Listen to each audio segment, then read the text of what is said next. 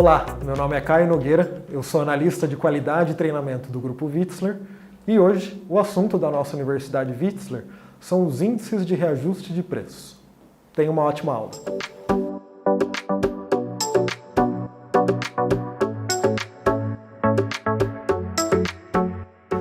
Não é a primeira vez, não é a segunda vez que eu tenho batido o papo tanto com o pessoal do comercial quanto com clientes e eles ficam sem entender esse tal de índice de reajuste, poxa, o que acontece com o preço? Só para a gente entender melhor, vamos pegar um exemplo, né? Vamos bater em cima da prática para a gente entender qual que é de fato aí essa dúvida que o cliente está tendo e como a gente pode esclarecer isso para ele e trazer essa confiança na hora da assinatura de um contrato, na hora do entendimento desse assunto. O que eu separei para hoje?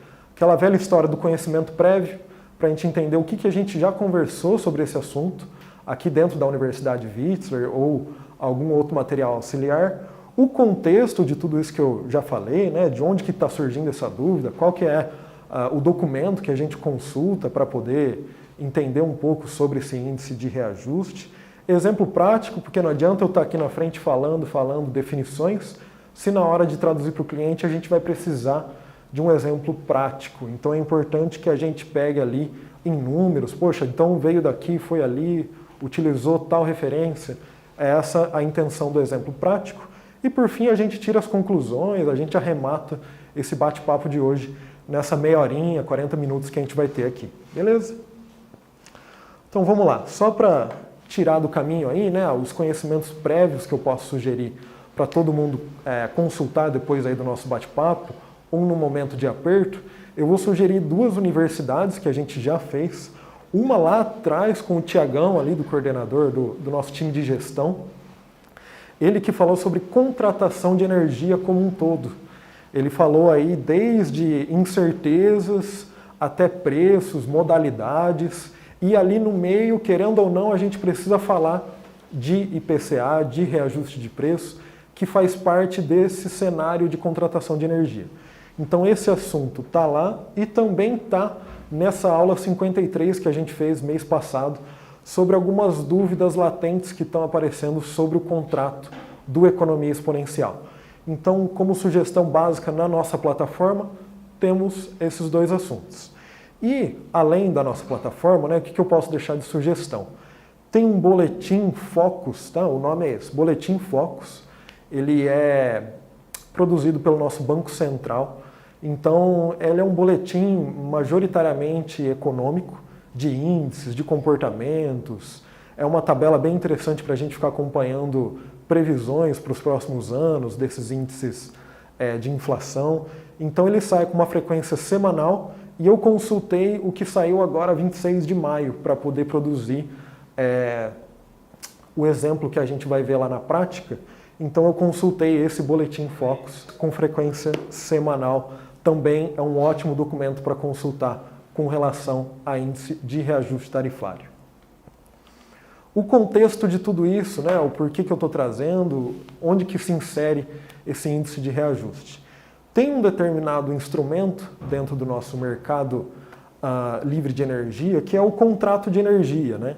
Ele é um contrato bilateral firmado ali entre duas partes. E ele tem lá diversos itens, ele tem quantidade de energia, ele tem o período que ele vai vigorar, ele tem diversas cláusulas, tal qual o Economia Exponencial, né? O Economia Exponencial, ele tem um contrato de energia lá dentro também. Então aqui eu estou destacando o que seria de fato um contrato de energia, alguns itens que são bem pertinentes, e eu dei uma grifada, eu dei uma destacada no que faz mais sentido a gente estar olhando hoje, tá? Então faz sentido o período, então vamos supor, né? Poxa, eu estou comprando energia aqui em 2023, eu estou comprando lá para 2024, 2025. É esse período que a gente precisa prestar atenção. Quando é que vai entrar em vigor esse contrato que o cliente está assinando? Então o período é bastante importante. De fato, né, qual que vai ser o objeto de interesse, o objeto final ali é o preço da energia. Aqui eu peguei um exemplo banal de R$200 por megawatt-hora para falar, olha, é esse preço aqui que ele vai ser reajustado de alguma forma. Com que referência? Com que database? Database sempre vai ser esse mês de assinatura que o cliente, que o contratante está ali assinando esse instrumento de contrato de energia. Então, database é essa referência que vai ser sempre utilizada para reajustar todo e qualquer preço. E, por fim, qual vai ser o índice de fato que incide sobre esse preço que a gente está querendo reajustar. Aqui no exemplo, eu peguei o IPCA, lembrando que os dois que vão sempre aparecer aí na nossa prática, sempre vão ser IPCA e IGPM. Mas, de forma, vamos considerar aí, mais de 90%, a gente vai encontrar o IPCA como índice de reajuste para esses contratos de energia. Beleza, outro contexto, né? Lembrando que eu falei, o contrato de energia ele está presente no economia exponencial. Lembrando, economia exponencial contempla energia e serviço de inteligência. Então ali dentro tem cláusulas de um contrato de energia, que são elas, na primeira página, o preço da energia, vou soar redundante aqui, né? Mas é para deixar bem claro, ó, preço da energia está lá na primeira página, início do fornecimento. Aqui, note, não está delimitado de uma forma tão explícita qual vai ser o mês de fato que vai vigorar. Por que isso? Porque a gente não sabe muitas vezes o mês de migração desse cliente. A gente está fechando para um período do futuro e esse é um contrato bastante amplo que ele contempla, olha, quando que vai valer, né? Qual que é o início de fornecimento? É quando o cliente migrar. Então, basicamente, a gente vai precisar ficar atento qual vai ser o primeiro mês de migração para o mercado livre de energia desse cliente, para daí sim fazer esse reajuste de preço. Qual que vai ser o índice que eu extraí aí da nossa proposta, né? É o próprio IPCA e como database eu peguei um exemplo do mês passado, então é 1º de maio de 2023. Dito tudo isso, da primeira página, lembrando, né, a primeira página do Economia Exponencial é aquele resumão, é aquele esquema de, olha, tá tudo quanto é informação mais relevante está ali na primeira página, é um resumo comercial de fato. E aí eu destaco, né, que na página 3, no item 5, a gente vai ter a cláusula falando, olha, tem um reajuste dos preços de faturamento. É esse parágrafo 5.1 aí que está explicando a dinâmica de todo e qualquer reajuste de preço que a gente opera dentro do Mercado Livre. O que diz ele, né? Vou só ler para vocês para a gente acompanhar junto. Fica desde já certo e ajustado entre as partes que, sobre o preço definido nas condições comerciais, beleza, em todos os seus itens, haverá a aplicação de reajuste conforme a variação positiva do IPCA. E aí eu deixei grifado em amarelo porque é a parte mais importante. Atualizando no primeiro período de entrega e posteriormente a cada 12 meses. Ou seja, começou a vigorar um preço, ele vai se manter por todo aquele período. Ou seja, começou a vigorar o preço do ano 1, ele vai se manter travado por todo o ano 1. Aí o ano 2 ele vai ser reajustado, a hora que ele começar a vigorar, aí sim ele se mantém travado por todo o ano 2. Essa dinâmica a gente consegue ver no exemplo que eu procurei trazer aqui. Então vamos pensar assim, qual que é a situação que eu trouxe para a gente simular aqui? Olha, um cliente que já está migrado, tá? Um cara que já está no Mercado Livre agora em 2023, vamos supor aí o atacado, né? Já que a gente não tem ainda os varejistas do Economia Exponencial ainda não entraram, vamos pensar no cara do atacado, ele está contratando energia para 2025, beleza. Então, justamente aquele primeiro item, o período, está apontando isso. Olha, para quando eu estou comprando energia? Eu estou comprando para janeiro de 25 até dezembro de 25. Beleza, a que preço? Mais uma vez eu repeti aí, R$200 por megawatt-hora. Ah, mas qual que é a data base? Já que eu estou comprando energia hoje, então vai ser a data base junho de 2023. Beleza. Qual que vai ser o índice? O IPCA.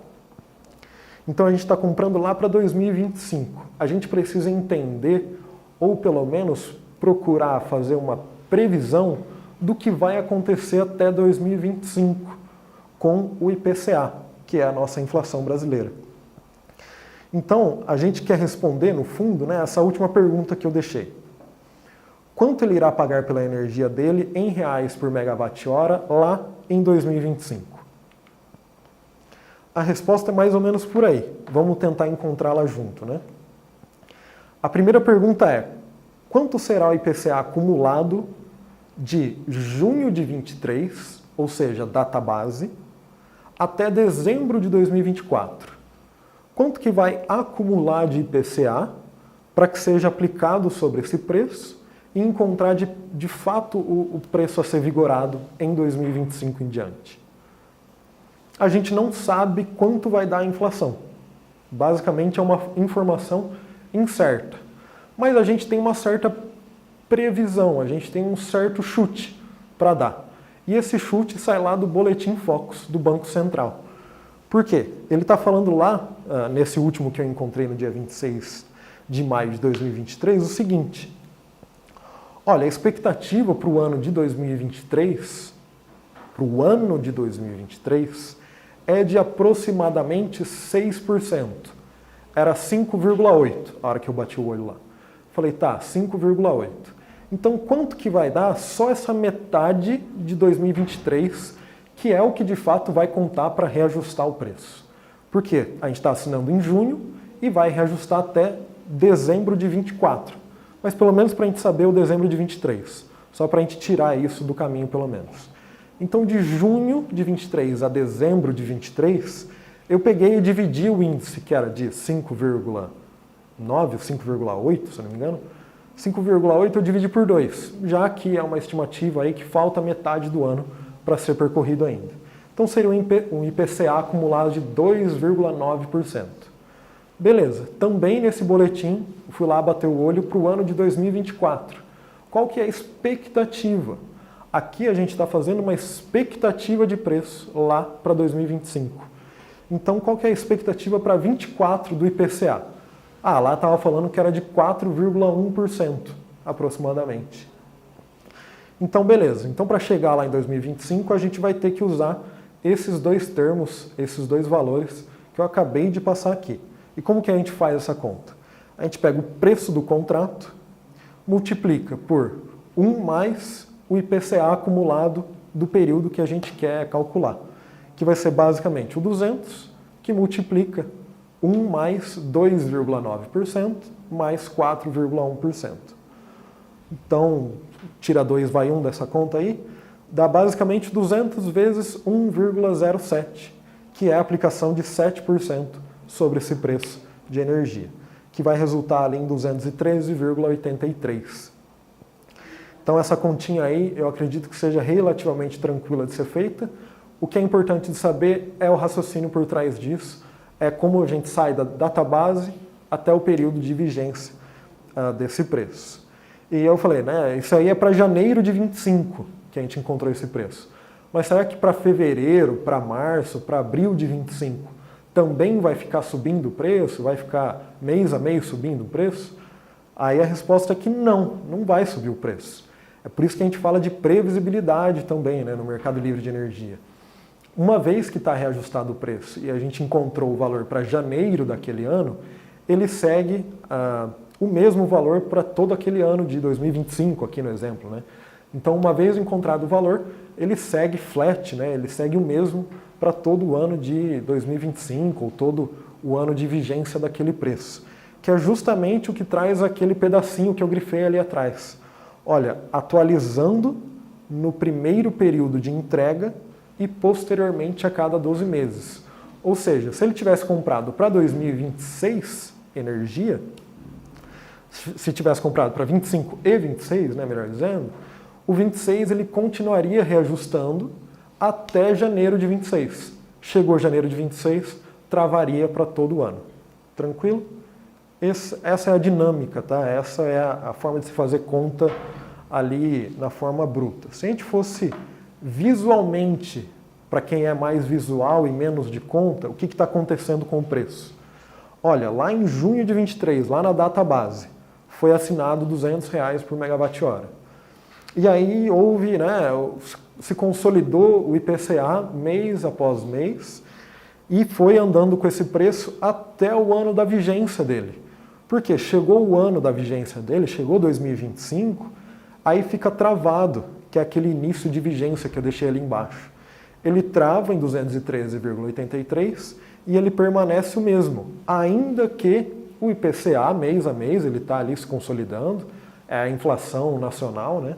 Ela está ali aparecendo, mas ela não atua mais sobre o preço da vigência, somente sobre os outros preços do contrato, né?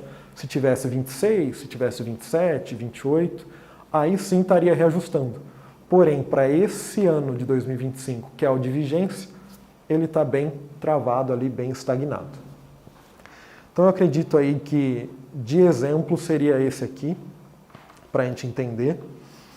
Uma discussão que alguns clientes trazem, que algumas pessoas às vezes pegam para discutir, é o tal do duelo IPCA e IGPM.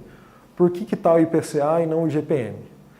Primeiro, porque o IPCA ele é muito mais usado no nosso mercado, tá? no nosso setor de atuação.